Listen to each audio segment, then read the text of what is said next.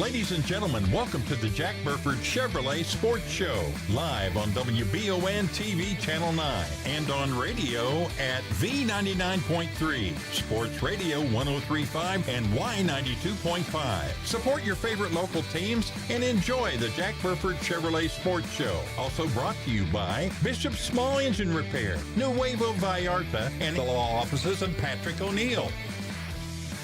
Now let's go live to your hosts, Michael Watkins and Samantha Burford.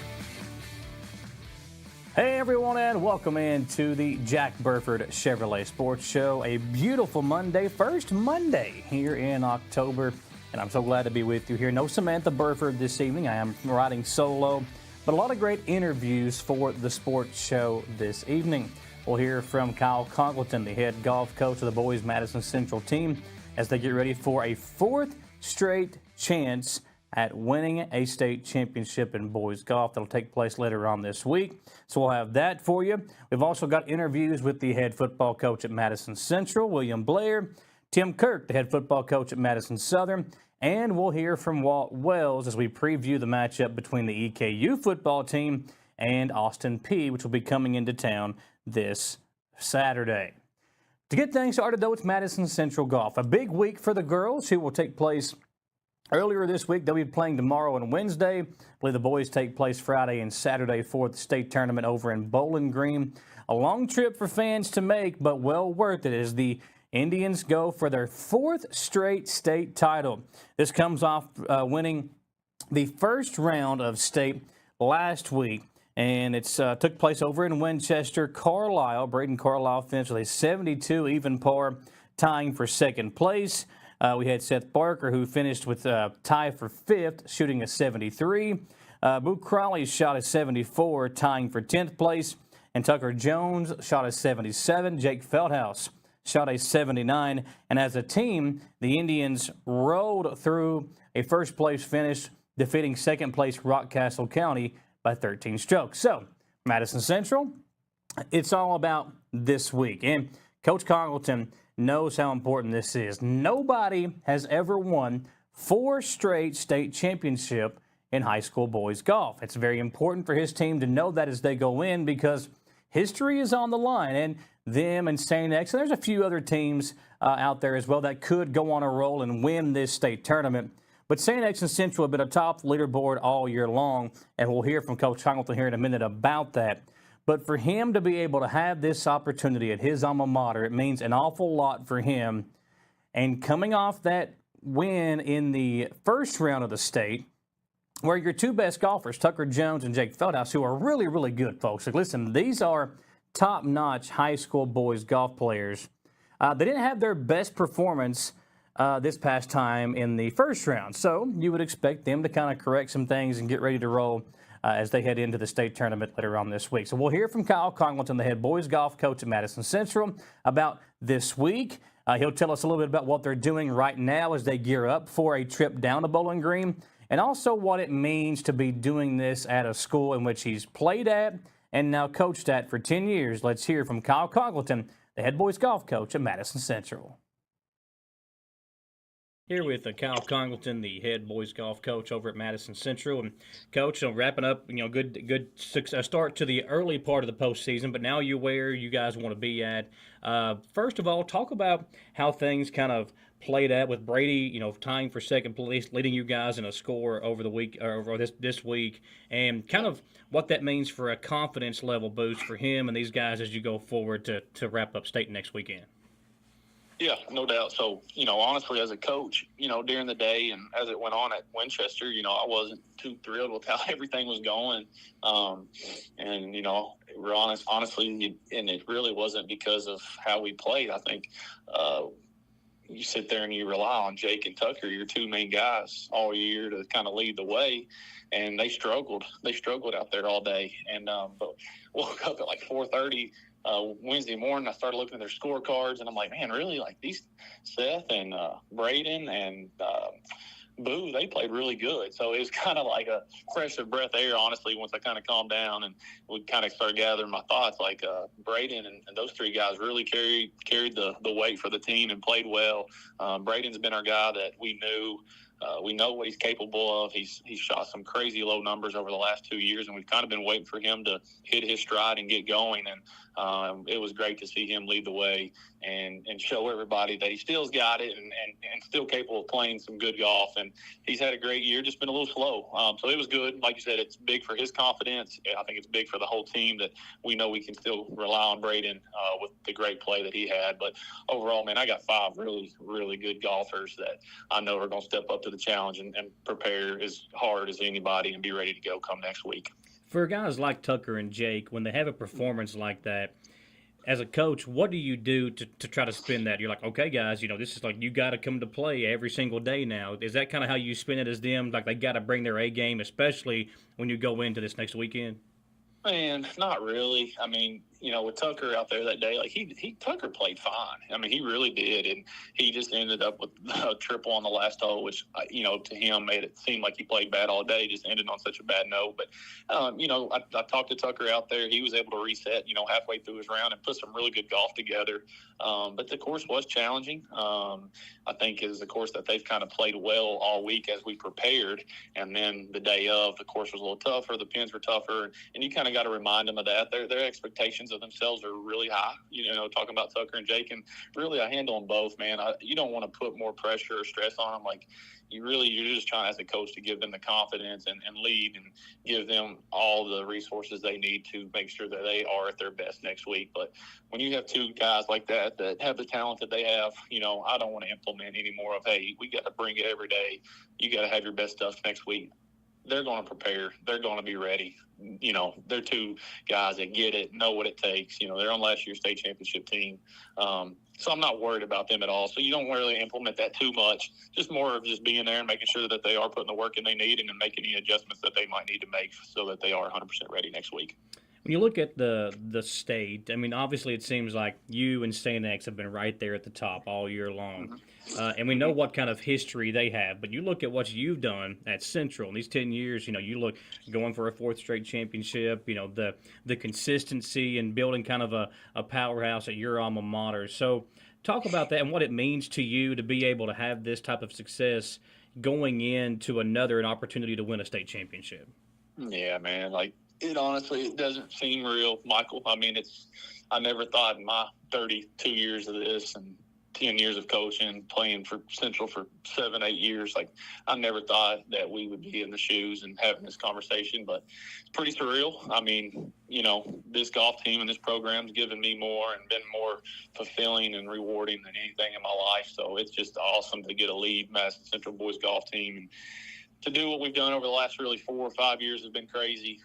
And then this year is probably, one of my deepest teams I've ever had. I think high school golf in Kentucky is getting better and better every year. Like you said, St. X it's been one of the best years competing with them every year. I think they kind of got us all year early on. We were able to kind of step ahead later in the year and kind of show them, okay, we can beat those guys and compete with them. And then they got us the last time we played, and we're excited to get back there. And honestly, in the 4 state championships that we kind of had a chance to win, this is the deepest team competition that we're going to go up against with St. X, and McCracken County's loaded this year. You got us in there, you got Ryle, and then Christian Academy of Louisville are 5 really good teams, and not to take away from the other 4 teams down there, but there's 5 really good teams down there. But yeah, I love my guys. I really do. These guys almost feel like they're like my own kids down there that I'm getting to coach, and just want them to get experience again what these other guys have. You got Jake been on the team, Seth's been on 2 teams, and then Tucker. And then it's the first time for Boo and Braden. So I want those 2 to hopefully get experience what these guys have. And more than anything, it's kind of it's kind of surreal what's here in front of us. No team's ever won 4 in a row in boys golf, and it's trying to live on a legacy that Clay Pendergrass and Warren Thomas started years ago. That kind of got this run started, and kind of I wouldn't say making them proud, but they're the ones that kind of got this run, and we're not going to let them down. Like the text messages we had have been great from those guys and their support, and it's been awesome. But yeah, there is a lot on the plate. And when I got 5 seniors with the experience they got, it's just another day, another opportunity to go out and play golf and do something that they love and have a chance to do something very special that nobody's ever done. All right, last question, and I'll let you go. When you look at this team, what is the message that you'll kind of give to them as far as getting ready for next week? What's kind of the layout between now and then that you guys will do to prepare for going for a fourth straight state championship? Yeah, I'm one of those guys that, it's my job to keep them focused. I don't have to worry about their work ethic and them not putting in the work. Like yesterday, we were taking off, and I know they were all out there together practicing. I don't have to worry about that. And then the message it'll just see. I'm a vibe guy and kind of get a feel of the room and what these guys need. Sometimes, we might get deep into the history of things and what's there and what it's like, and what we got to do. Sometimes I'm just there to motivate them in the moment. And we'll kind of lay it out the night before in the hotel. I really don't know what I'll say. I have no idea. I'll kind of go with my gut and my heart that night. But like I said, I've got 3 boys that have been here, and the other 2 want it as bad as anybody. But, over the next week, it's more of we'll get together tomorrow for a short practice and just kind of like you said, we're going to lay out the week, kind of get a feel for them. Luckily, they're on fall break.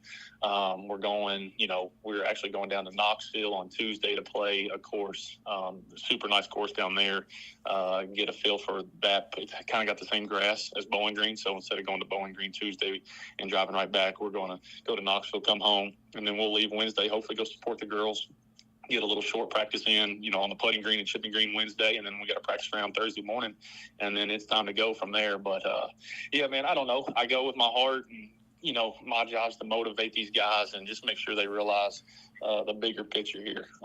And the one thing that I've really never talked about as a coach, like I coach a team. And if our team succeeds, then I know my 5 guys are succeeding. But I think the coolest thing this year is I got 5 guys on my lineup that easily could go down there and win a state championship individual. Yeah. And I think, we don't really talk about that much, but we talk about Central as a team. But I really do have 5 guys that have the talent to go down there, and it could be any single one of them. And I really do. I hope one of my guys is the top standing guy, at the end of the day, Saturday. But that's the neat thing. When you got 5 guys with their talent, they very easily could. But it's an awesome group, man. I hate to really even see it come to an end, win or lose. It's going to be tough on me. It's going to be tough on the program. These guys have really put in unbelievable amount of hours and work to keep this thing going. And I'm excited to see them go to work next week, and just fortunate to be their coach and get to stand by them, as we prepare for a 4th state championship. I want to wish both the girls and boys golf teams from Madison Central good luck as they compete for a state title down in Bowling Green this week. Again, the girls, they start tomorrow and will wrap up on Wednesday. The boys will start on Friday and wrap up on Saturday. So good luck to both teams, hoping that the boys can bring back a 4th straight state championship. Also this week, the district tournament for soccer starts tonight over at Madison Southern. There'll be 2 games tonight, 2 games tomorrow, with the championships taking place on Thursday. So looking forward to that as well. And hopefully we can get you all some coverage as we kind of go throughout the week. A very busy week here with WBON TV. But we got a lot more to get to here on a very busy sports show as well. So don't go anywhere. We'll be right back. Thanks for watching the Jack Burford Chevrolet Sports Show.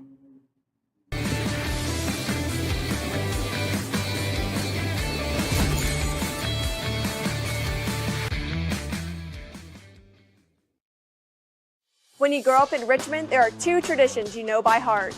Jack Burford Chevrolet and EKU Football. Jack Burford Chevrolet isn't just a place to buy a car. It's where generations of Central Kentucky families have started their journey. More than just a school, EKU is the heartbeat of this town, a cornerstone where tradition, pride, and a winning spirit come together. Jack Burford Chevrolet and EKU Football. 2 Richmond icons, 1 winning tradition. Who makes the best meal in Richmond? Nuevo Vallarta. Friendly service, a place that's good for kids and good for groups. Head to Nuevo Vallarta on Big Hill Avenue in Richmond. Nuevo Vallarta is known for warm hospitality, great prices, great food, and the best fajitas in town. Start with an appetizer, order a la carte, or choose from their huge menu of Mexican favorites for grown-ups and kids. Nuevo Vallarta on Big Hill Avenue in Richmond. We would like to invite you to join our family at Bishop's Small Engine Repair. Outdoor Power has become a family tradition, with 3 generations here bringing you years of experience. We will help you find the best selection of outdoor power equipment from Co-Cadet, Grasshopper, DeWalt, Makita, Echo, Shindawa, and now still in our Georgetown store. Or bring your equipment into our service department. We will keep it running for years to come. And as with all families, we have to keep Mama happy. So come on in and see us at Bishop's Small Engine Repair in Richmond and in Georgetown. Have you heard about JB's Grow Shop? They are one of the most unique businesses in Richmond. If you're a farmer or a gardener, then you and JB's Grow Shop will make a great team. They provide the highest quality organic soils, nutrients, castings, and much more to meet your indoor and outdoor growing needs. Their experts will meet with you and make sure that you are getting the most out of your homegrown plants. JB's Grow Shop is located in the Southern Hills Plaza Shopping Center at 956 Commercial Drive in Richmond. Patrick O'Neill has been serving Central and Eastern Kentucky since 1995. When someone is accused of something they didn't do, or when a good person makes a mistake, they need the best representation they can find. And that's Patrick O'Neill. Whether it's criminal defense, Social Security, disability, personal injury, workers' compensation, or deeds and wills, when you need legal advice, trust the expertise of Patrick O'Neill. He will get you the money you deserve. His office is located in Jackson, but Patrick practices all over Central and Eastern Kentucky. For more information or for a free consultation, call 606-666-2990.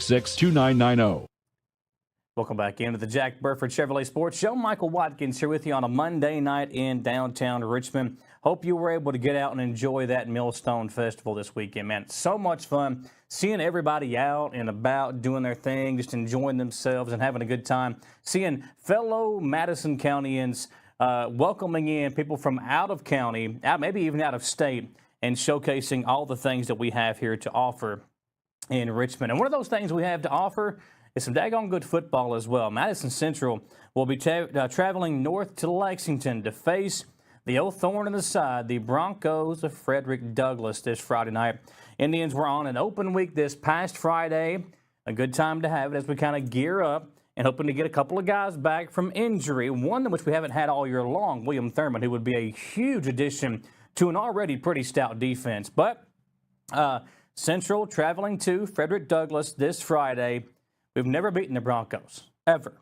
That's a big hurdle to overcome if you're the Indians. And Coach William Blair talked to us about that earlier today and how he is getting his team prepared, not only as we head forward throughout district play, but also we looked back at how things are as we headed into the bye week this past weekend. Here with Coach Blair, the Madison Central High School football team. And Coach, 2 weeks in a row, you guys really seemed to put it all together. Looked really good against Scott County on the road a few weeks ago.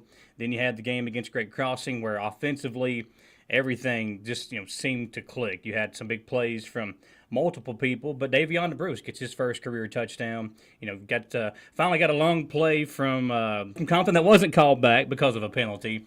But just talk about how you guys felt after those 2 performances and then heading into the bye week.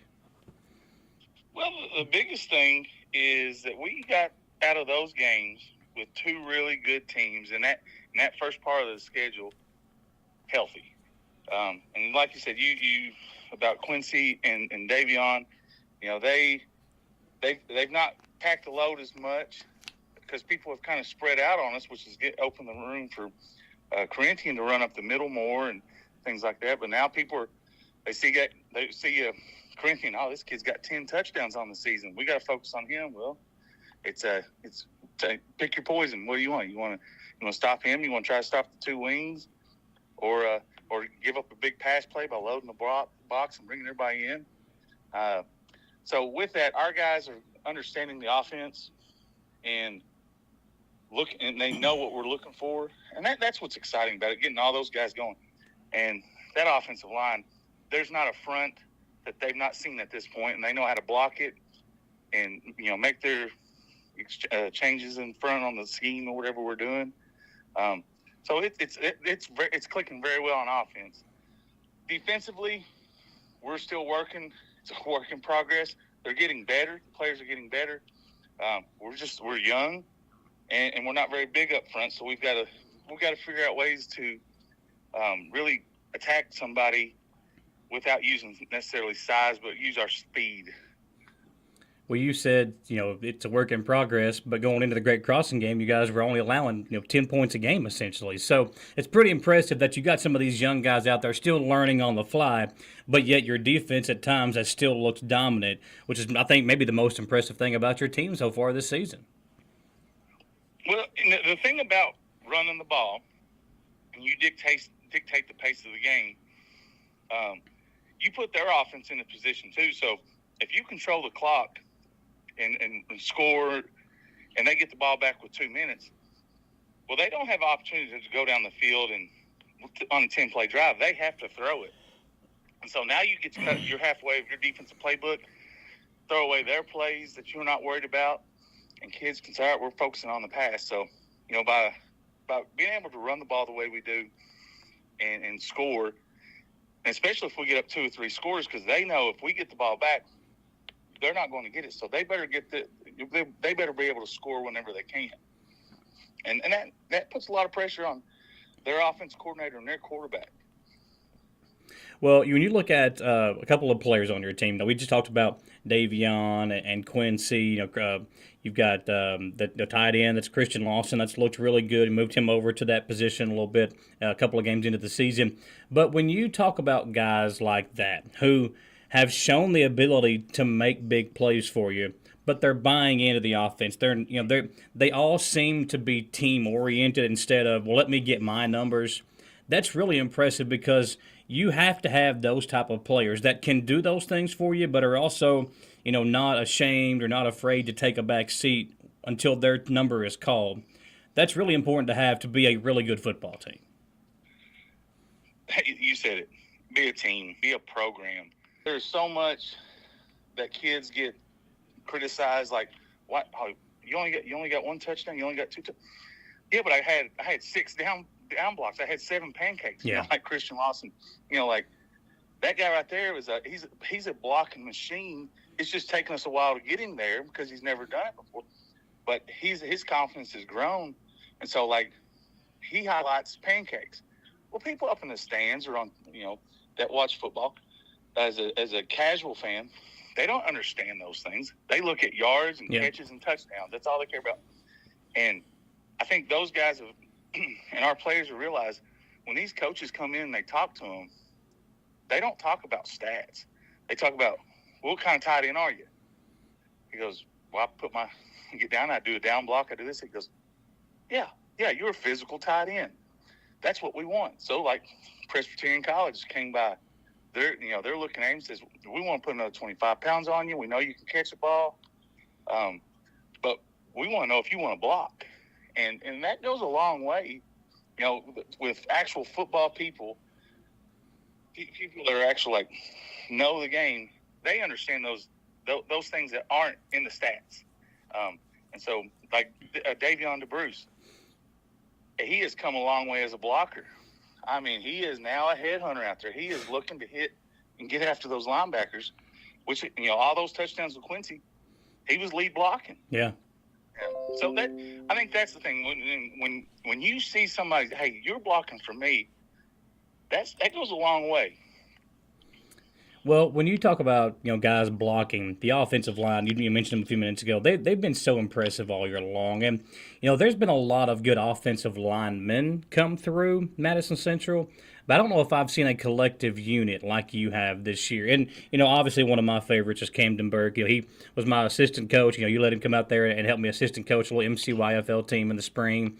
But just seems like a really good kid. And it's easy to kind of fall in love with players like that because they do things the right way. I know Camden's had a little bit of an injury history, but he's seemed to be really enjoying his senior season.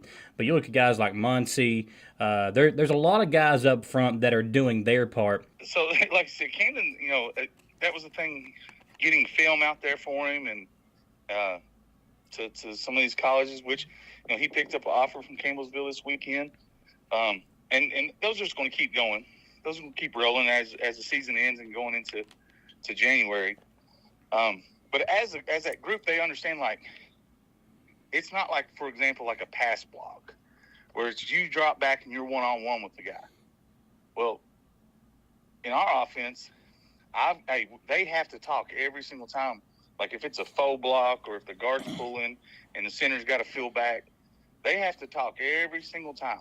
And in this day and age, if you can get teenagers to talk to each other without text or any type of electronic, you've gone a long way. Yeah. that actual, I'm looking at you, you're looking at me, we're talking this thing out. Those guys have done a great job. So the communication is the key factor in all that. And Coach Stevenson with the O-line does such a great job of having them communicate, understand what we're doing, and why we're doing it. Before we look ahead to Douglas Friday night, I want to look back one more time to, the 2 games we've lost. Obviously, I think it's 2 losses by a combined 4 points or 3 points or whatever it is to Johnson Central and North Laurel. 2 really good football teams. But what do you think has been the difference in the wins compared to those 2 losses? The big plays is the big one. Down at Johnson Central, we had 3 big plays. 2 of them called back, 2 touchdowns called back, and we dropped a really big pass. Yeah. With a wide open receiver. You take those out. If we succeed on those, we probably beat Johnson Central by 2 scores. But we didn't. They made the plays that they needed to make. They controlled the clock. They put us in a position where we had to do some things that we weren't ready to do. And then with North Laurel, they had an incredible game plan. Coach Nelson down there had an incredible game plan of keeping our offense off the field. I mean, they converted like something crazy, like 6 fourth downs or something like that, and things like that. But we messed up on special teams. You go back, we had the roughing the punter, bonehead mistake. We didn't execute the field goals, and those are hard. Put the kicker in a really tough position to kick long field goals. We were on the goal line. Yeah. Within 5 yards. Next thing you know, we're back behind the 20-yard line kicking a field goal. We made some mistakes with our penalties. So we beat ourselves more than the other team beat us. Now, at North Laurel, I mean, like I said, we only had the ball 2 times the second half. So, they had a great game plan, but it shouldn't have been in that position. If we do what we're supposed to on the fourth downs and punts. So, but we learned so much from that. Yeah. That's the big thing. We learned so much from that. We're seeing what we're capable of doing. And then we were able to go to Scott County, and we cleaned up a lot of those things, and we were able to take on Great Cross and Scott, and understand when we get the ball, we ain't got time to mess around. We got to go, and we got to score. We got to be efficient because there's only going to be so many possessions in the game. Well, we got Douglas this week, and obviously we know the history there. They've been a thorn in the side since 2017 when they became a thing. And last year, you had them on the ropes at home, missed touchdown call that should have went our way. And of course, in the postseason, second straight year, they knocked us out. But when you look at that matchup, they started 0-3. They've won 3 straight since then. They're starting to put things together, as are Madison Central. So when you look at this matchup, what is the key on both sides of the football in starting 1-0 in district play? I think everybody always says turnover, so obviously that one. But penalties inside the 30-yard line going in red zone. Whichever team has the less penalty yard in, I think it's really important because we both have decent kickers, and for us that's our edge. I think looking at film, we can get down there, but our red zone defense, their red zone defense, you tighten up because there's only now the playbook. There's no more deep throws anymore, so you don't have to worry about extending the field or things like that. But I think not the 20, but the 30 is important because you're a field goal kicker. That's what we got to make sure our play calling, our communication, everybody knows we're not no double motions or false starts or anything like that is going to be really important because we're going to eat the clock. They're super athletic. I don't think we're going to be able to break big 60-yard runs against them. Too much speed on the back end for them. So maintaining the ball, getting good possession, and then for them, the big play. they've got so many good playmakers. They've got two awesome running backs. And when they get in the Wildcat, we got to be able to shut that down.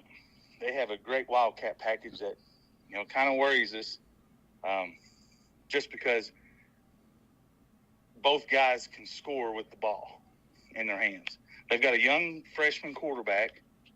We're going to make him beat us, to be honest with you. Stop the run and make him make the plays that he's got to make. But yeah, we got to stop Talbert. That's for sure. Yeah.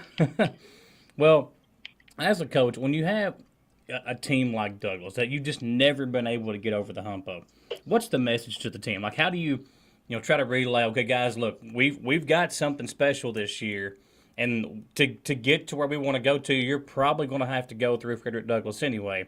So what's the message to the team? Like, how do you try to relay that and get them thinking that you can get over that hump against a team like this? So for our juniors, and this group right here, juniors, seniors, and sophomores, the juniors especially, they beat Douglas as freshmen. And so they beat them in Douglas as freshmen. And then in JV ball, it's always been a one-score ball game. So, Davion and all those guys, they've played them in JV. So we've narrowed it down, the competition, like, they're Douglas. There's no shock factor for our guys. Yeah. And so I don't have to do a lot with that because we know we can play with them. So the biggest thing is understanding we have to do what we have to do. Not so much we know what they're going to do, but we have to make sure we keep our composure. Because in games like this, it's going to be physical. And when games are physical and you're not used to it, sometimes your emotions get to you because you're thinking, well, they're being physical. They're trying to be mean to me. Yeah, or chippy, yeah. And so, no, it's just being physical. And that's why I like playing teams like Johnson Central and Scott County and North Laurel. We all know, hey, it's just being physical. So all those games, you didn't see personal fouls and kids fighting and stuff like that because it's our style of play. That's their style of play. That's how we play. It's nothing personal. It's physical football. And so I think that's who we are. And whenever it starts getting physical, and if they don't like the physicality, we got to make sure that we don't respond with our emotions. Just play ball.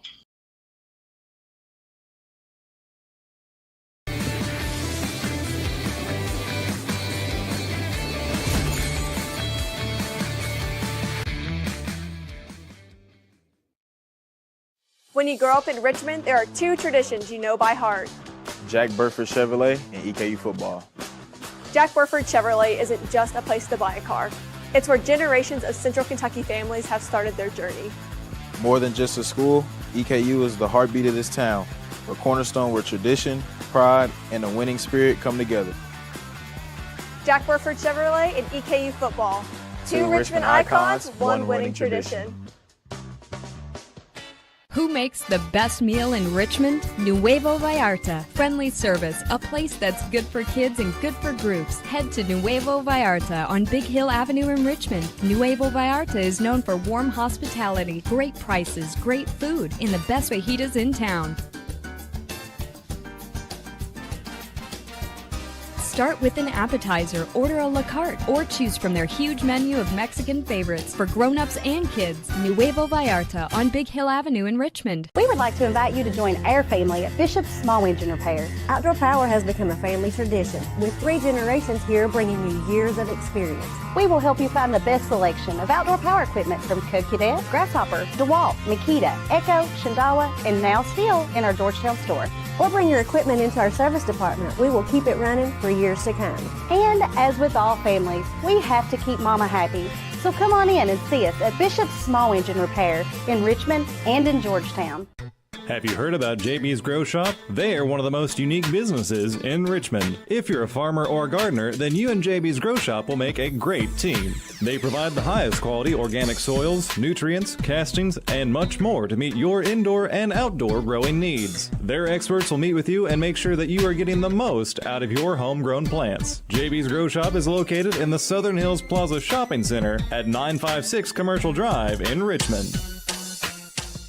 Patrick O'Neill has been serving Central and Eastern Kentucky since 1995. When someone is accused of something they didn't do, or when a good person makes a mistake, they need the best representation they can find. And that's Patrick O'Neill. Whether it's criminal defense, Social Security, disability, personal injury, workers' compensation, or deeds and wills, when you need legal advice, trust the expertise of Patrick O'Neill. He will get you the money you deserve. His office is located in Jackson, but Patrick practices all over Central and Eastern Kentucky. For more information or for a free consultation, call 606-666-2990. Well, the Madison Southern Eagles overcame an awful lot this past Friday when they went on the road to take on the East Jessamine team that was also kind of struggling as they made their way through the season. But it was very important for Southern to go on the road and get a victory. It was the first district game of the year.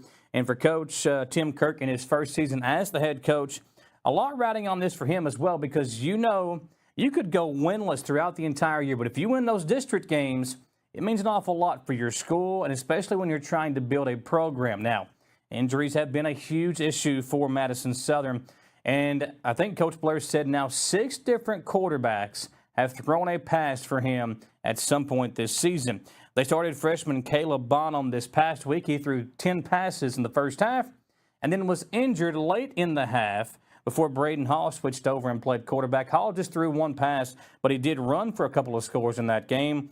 Shamaj the Shield ran 30 times for 247 yards and a score, and Southern is now 1-0 in district play. We spoke to Tim Kirk about that victory and about finally being able to be back home in front of his home crowd this upcoming Friday when the Eagles host Montgomery County.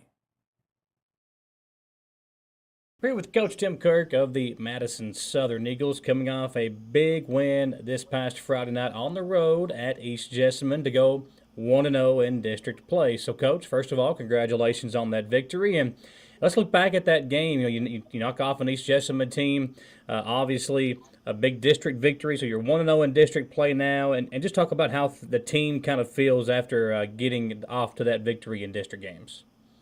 Well, I mean, we appreciate that. And just like we've talked to the players about, every goal that we've set for the season is still right there in front of us there. So our goal is to compete for a district championship and host a first-round playoff game and win that, and hopefully host a second-round playoff game. So every goal that we have set as a team is right there in front of us there. And we've kind of we did have some strong competition earlier in the year, and just like I told our players there, yes, they were losses, but they are only failures if we didn't learn anything from them. So we continue to learn, we continue to get a little better each week, and we finally put everything together this week, and the boys believed in what we was doing. And once they got the momentum, they kept the momentum, and they just kept on rolling. So I'm proud of the resilience of our team. After a couple of things happened early, we go down 14-0. We actually ran a kickoff return back, and it got called back for a holding. They could have hung their head after that. But the resilience they showed Friday night was just awesome. When you look at, the team as a whole, you talked about, learning something in a loss. Well, as a coach, this is your first year as the head coach of the team. What was it maybe that you learned? Was it maybe something that you yourself learned, the team as a whole? What was maybe one of those things that you were able to take from some of those losses and use that as you went into these district games? Well, I mean, I can throw a lot of coaching talk out there to you and control what we can control. We are still very highly penalized right now. And, we had a couple of long runs Friday night, and we got to the perimeter, and we would hold out on the perimeter there. So what was a 25, 30-yard gain is now a 10-yard loss. I think just facing the adversity from time after time that says, hey, it's okay. we've still got our down here. Let's go get these yardage back and not just hanging our heads. And moving on with their offensive line there, they've been a work in progress all year long. And they finally figured out that, hey, it's okay to be the aggressor. We don't have to sit back and let the defense dictate what they're going to do. We can dictate what we want the defense to do. And it was good seeing them boys get on their blocks and maintain their blocks then from snap to whistle Friday night. So it's just a progress and a process, and everybody's learning from it right now. When you look at, the team, you said learning to control the things that you can control and some things you can't control, like injuries. And obviously those have kind of piled up on you, midway through the season as well. So when you look at those injuries, especially at the quarterback position, how hard has that been to overcome? Because you're throwing some guys out there that maybe A, are not really used to playing that position, or B, they're very inexperienced at that position. So talk about that and how hard that has been to have a consistent presence in the quarterback room. I mean, any other position, it's like next man up. You typically have one or two guys that if someone goes down, you can throw in there. Quarterback is not that position there. So I think I was looking at our stat sheets this morning. We have 5 quarterbacks this year that have thrown a pass. So, I mean, that's just astounding. But, I mean, it just goes back to the resilience of our guys. We started the game with Blake Bonham, who was actually our starter last week, and he's a freshman. Honestly, he wasn't even the quarterback on the freshman team, but he's a good athlete. He's a competitor. He goes out there and tries to do the best of his ability that we want him to do. So we thought he gave us the best opportunity to win Friday night, and he did. But again, next man up mentality. He got popped in the head right before halftime and had to go to the sideline, get evaluated. And Braden Hall stepped right in. Now, once we start changing them quarterbacks, we're pretty limited in what we can do. Yeah. And we're going to depend on the offensive line and the wide receivers and the running backs. If we're handing the running backs the ball, we're expecting to hold on to it. And if we're doing some type of sweep or run with the quarterback, we're expecting everybody to maintain their blocks. And they did that. Braden stepped in, had a couple of big runs from the quarterback position. I think we even tried to throw the ball a time or two with him there. So we're trying to show these boys, hey, we don't care who's back there. We've got all the faith in the world with you. So. Well, Shamaje DeShields, huge game for him. 30 carries, 247 rushing yards, had a touchdown to go along with it. Just talk about him, and it seems like he's continuing to get better and better every game as he gets more comfortable in your system. Samaj is running the ball extremely hard. I don't know, football defensively, we talk about when a running back just runs angry. He runs angry, and he's always looking to get that extra yardage there. And he ripped off a big long run in the first quarter there and was getting ready to go down, and someone came through and stuck a hand in there and knocked the ball out. And just talking about growth of a young man there, earlier on in the year, if that happens, we might lose him for, I don't know, a series or two just to get his mind straight. But he said, okay. We went over, played defense, went back to offense, and it was like it never happened there. But I'm extremely proud of Samaj and the way he's running the ball. And his little brother, Sarn, he ain't looking too bad running the football either there. So they kind of feed off of each other and make each other better, and they make us better as a team. We got the victory over East Jessamine. Now we turn our attention back home to take on Montgomery County. It feels like it's been forever since you guys had a home game, but yes. You come back home to take on a Montgomery County team that's got you guys last year. You were on the sidelines for that game as the DC last season. So talk about what is the key for, first of all, being back home, the importance of being at home for a district game, and what it can mean for you guys to go to 2-0 in those games. Well, I mean, and that's one of the big selling points after the game. We want our boys to enjoy the win, but we was very closely after that to hone in what the next goal was. And they know what's at stake. Very similar situation to last year there, I do believe. We came off the win against East Jessamine last year. West Jessamine had just beat Montgomery County. So we came into that game last year feeling a little confident about ourselves, maybe a little too confident about ourselves, and it showed. And that's what I told them, hey, enjoy this win Friday night, but come Monday, we're going back to work. Our goal this week is to go 1-0. Okay, every week our goal is to go 1-0, and that's going to put us 2-0 in district place, and hopefully we can accomplish that goal. When you look at Montgomery County, obviously they're not having the kind of season that they were wanting to have as well, but they do have some guys that can, throw and run the football. They've got some weapons that they can put out there for their own disposal. So what'll be the key for you guys to go 2-0 on offense and on defense? What do you guys have to do to get a victory this Friday? Well, I think we have to do what we do. I think we have to control the line of scrimmage on offense and defense. If we can do that on offensively, we've got 2 or 3 running backs that's going to run the ball extremely hard. If we can control the line of scrimmage on the defense, we've got 4 linebackers and some secondary that can run around and make the tackles there. In reality, it really just comes down to all 11 players doing their job to the best of their ability. And even if can't do it to the best of their ability, to put forth a maximum effort that will make us better as a team. Well, Coach, good luck to you and the Eagles. I know you're excited to get back home in front of that crowd, and I'm sure the crowd is excited to get back out there and support you guys, especially considering that this game, again, it's a very important district game, an opportunity to go 2-0. So before I let you go, for the fans out there that, they've maybe forgot about Madison Southern because you guys haven't been at home in so long, what would you say to them to get them out there and support your guys this Friday night? Well, we just want to invite everybody out to come and support our players on Friday night, looking for a chance to go 1-0 for the week, 2-0 in district play. We're also, will be our pink out game, so we're out there supporting breast cancer awareness there.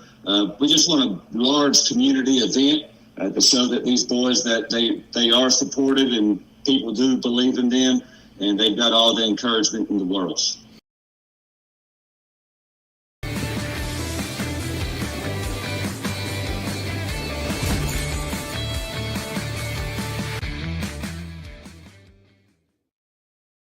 When you grow up in Richmond, there are 2 traditions you know by heart.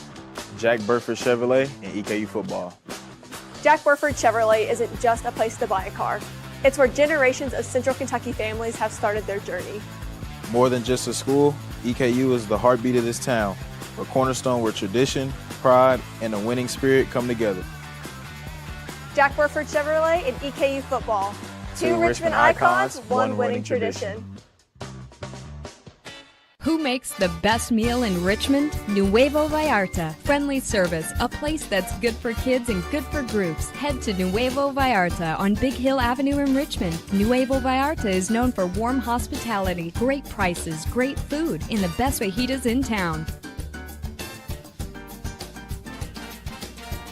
Start with an appetizer, order a la carte, or choose from their huge menu of Mexican favorites for grown-ups and kids. Nuevo Vallarta on Big Hill Avenue in Richmond. We would like to invite you to join our family at Bishop's Small Engine Repair. Outdoor Power has become a family tradition, with 3 generations here bringing you years of experience. We will help you find the best selection of outdoor power equipment from Co-Cadet, Grasshopper, DeWalt, Makita, Echo, Shindawa, and now still in our Georgetown store. Or bring your equipment into our service department. We will keep it running for years to come. And as with all families, we have to keep Mama happy. So come on in and see us at Bishop's Small Engine Repair in Richmond and in Georgetown. Welcome back in, everybody. Michael Watkins here with you to wrap up this Monday night's episode of the Jack Burford Chevrolet Sports Show. The first Monday in October, and eventually we're hoping to get some of this football weather, this October weather that we all love to have, and that kind of makes Kentucky so special. But right now, still kind of lingering around in the low 80s, the upper 70s. Maybe eventually, maybe by Friday night, we get some of this football weather. as we see our teams back in action for some very important district games. The big one this weekend as well at home for EKU football as the Colonels come off a victory over Nichols. They'll bring in Austin Peay this Saturday, and it's a big game for Coach Walt Welch as well. He played his college football at Austin Peay. He's very familiar with that program, kind of from the area there in Tennessee, and he's always had a special place in his heart. So the Governors come in, former OVC rival, maybe the only rival left standing for EKU football at the moment, with a team that we consistently play and see every year. And, of course, last year the Colonels went on the road and came from behind to defeat the Governors in Tennessee. And Austin Peay is ranked coming off a win over West Georgia, who beat the Colonels a couple of weeks ago to give Eastern a 0-1 start to conference play. So a lot riding on this game. Eastern's 0-1 in conference play. They beat Austin Peay last year, so the Governors have some revenge on their mind. And the Colonels have won 9 straight games at Roy Kidd Stadium, so it's very important to keep that momentum going as we go throughout the season. But you got to get a win on Saturday. We talked to Walt Wells in a special edition of the Jack Burford Chevrolet Sports Show on Thursday night over at Apollo Pizza in Corbin. We'll check out what Coach had to say about this matchup with the Governors, and we also looked back at that win over Nichols as well. Just real quick, let's look back at that win over Nichols. Right. 2-0 now at home on the season, and obviously good to get a victory, but some offense, there were some things that worked for you. You know, Brady had a great game. Seemed like Miles kind of settled in a little bit and got some things going offensively. Let's talk about that and really how you've seen the progression of the offense, because the defense has been there. Right. But the offense, what you've seen from the Louisville game to where you are now. Well, I think obviously, you start off at Louisville, a top 25 team who's undefeated right now. That's a challenge. Yeah, it is. And we knew we had 5 new starters on the offensive line. Basically a new starter at tight end, a new starter at quarterback. And, of those 5, only one of them had played a lot in games. Yeah. And so up front, new starting tailback and 2 new starting receivers out of the 3. So, I mean, we knew it was probably going to be some maturity lessons learned, and it was going to be a struggle in some things. And in anything that came out of it positive, we tried to find and build on. And, you're trying to find ways to shuffle the deck a little bit to get the 5 best on the offensive line out there, to get the, best receivers out there. Then injuries start playing a little play in it. And, those are all the excuses, but they're also reality. And so we've got to – we're settling in now on what we're doing. I think we had a great week of practice this week. So I think our offense is taking strides and going. The negative is, people look at stats. Well, I mean, when you have a bad couple of games, the stats are what they are. They're never going to change. I mean, because you've got those bad games. And so you just got to keep playing and not worry about that. You're playing for the one stat that matters is wins. We're 2-1 in FCS play right now. So that gives us a chance to continue to do what we need to do. And, the 2 losses to Marshall and to Louisville don't really – I mean, they count, but they don't count as far as hurting us from getting into the playoffs if we don't get the automatic bid or anything like that. Yeah, so still a lot of things to be excited about. You got anything before we let him go and bring on the players? Of course I do. Before we let him go, talk to us about what can the fans expect against Austin Peay. I mean, that's a huge rivalry. They're going to roll in here after we beat them in overtime last year. So talk to us about, I know that's a special place for you, too. Of course, you want to win, and we want to beat the heck out of them. Well, yeah. I mean, I played there, so calm down. It was awesome. I'm going to play. No, but just kidding. It was, last year was a great game. Same staff. They had some staff changes, but same staff. And, most of the players – probably come and go, transfer portal-wise. Yeah. We'll know more and more. We know a little bit about them today. They play West Georgia tomorrow, Saturday. And at home for them. So that's 2 ranked opponents. They win that one, obviously they'll stay ranked. And so it'll be a great game. It's going to be a great atmosphere. Hopefully the weather looks like it's going to be nice. They're a good football team. They've got a really good quarterback that transferred from Mississippi State. It's going to be a threat, and we're going to have to do a great job both in the run game against him and in the throw game because he's good at both. I've known him since high school. He's from Nashville area, and one of my good friends, coached him in high school. And so they're going to be, they've done a nice job of what they're doing, so it's going to be a challenge. But, we've talked and, we played, since I've been the head coach, we've played 13 ranked opponents. all right, and that's probably the most of anybody. Yeah. In that time frame, and we've done well, and so to us, it's all about us. It's not about what the other team does. I mean, you got to know what they do. Yeah. But we got to go in and we got to play with a confidence and an edge that we've been trying to play with all year. We see that on defense. We're starting to see it a little bit on special teams, and we're starting to see it a little more on offense. So, again, I go back to this week's practice, maybe the best week we've had. We just finished and ran in the shower and got down here, and so I'm excited. They've got some days off now to rest and recoup and get their minds in a right place. So when we come back on Monday, we can do some things and start getting ready for Bloody Tuesday, and then go Bloody Tuesday and Wednesday and Thursday, and then have a great crowd at Roy Kidd Stadium like we did last week. Yeah. I mean, last week's crowd was amazing. And we need that again. So we need the city of Corbin to come down there after the Roundhounds get a win on Friday night and watch these boys play. And the same thing with London, where Jack's from. And so it's important for them to see people in the stands and do that. But, Austin Peay's a good team, but, you got to strap them up and go play. Now, Coach, all right, October 11th, big game at home, Austin Peay, kickoffs at 6 p.m. But there's some specials going on that night. So talk to us about what fans can do. Well, I think the big thing is kids at the Kid. Yes. Which means you come and bring your kids. There'll be special things for families and their children. I know we always have a bouncy house inside, so they can they can bounce away while the parents enjoy the game, and some adult time and some adult beverages maybe in adult situations. Then they'll have other things for the kids that they can do, and I know you can catch those on EKU Sports.com at football. Yep. And they'll talk all about that. And, our people do a great job with that. And then it's Hall of Fame night. We have 2 football people going into the Hall of Fame. Leon Hart, who was a long-time offensive coach at EKU, was there for the national championship for this pitcher right here. He called the plays for this pitcher in the semifinals and then obviously the finals. And then when I got there in 1997, he had just returned as the offensive coordinator, where he'd been the head coach at Elon for a while.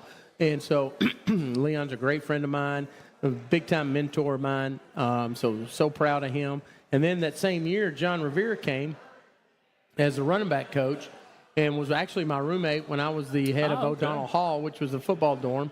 And he didn't want to move out when me and Jen got married. He wanted to live with me and Jen. And I said, no, buddy, that ain't going to work. And he's a character. We interviewed him on the show, the Tailgate show last week, and he's a lot of fun. John's a good man. His son JR won 2 national championships, I think, as a starting quarterback at Georgia Southern.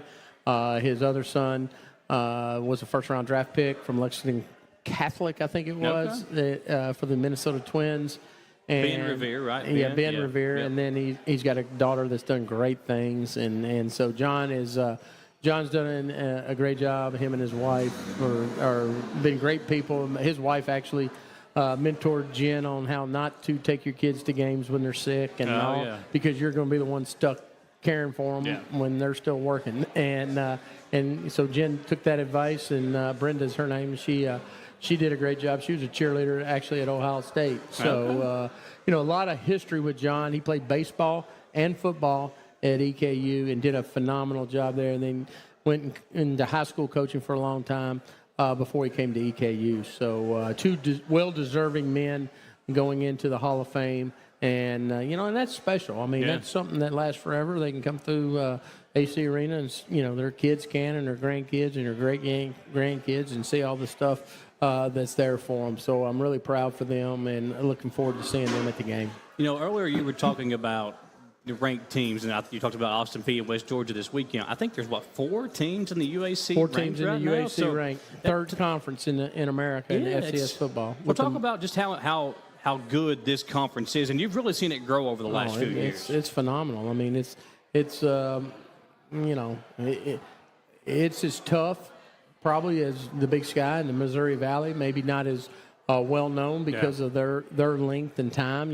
I coached in Missouri Valley when it was called the Gateway when I was at Western Kentucky, and you got to come ready to go. I mean, Tarleton and Abilene and Austin P and West Georgia. I mean, the list goes on. I mean, there's not an easy game. You don't look at it and say, all right, that's a check right there. Yeah. And so you got to, you know, I heard one of the kids saying it, we just take it one game at a time. That's what we got to do. I mean, if you look ahead at something like, oh, I want to get back at them, or oh, I want to do this or that, man, you're gonna get slaughtered. You just got to go and be the best version of yourself that week and prepare that week for that team, and then flush it after 24 hours and move on to the next one. Thanks for watching, everybody. Good luck to all of our teams this week, whether it be soccer, golf, volleyball still in action, even though it's fall break. Football, obviously, at the high school level, and for EKU, a lot of great sports action coming your way this week, and we are so excited just to be a part of it for you. Thanks for watching, everybody. Have a great week. Enjoy your fall break, and we'll see you next time on the Jack Burford Chevrolet Sports Show.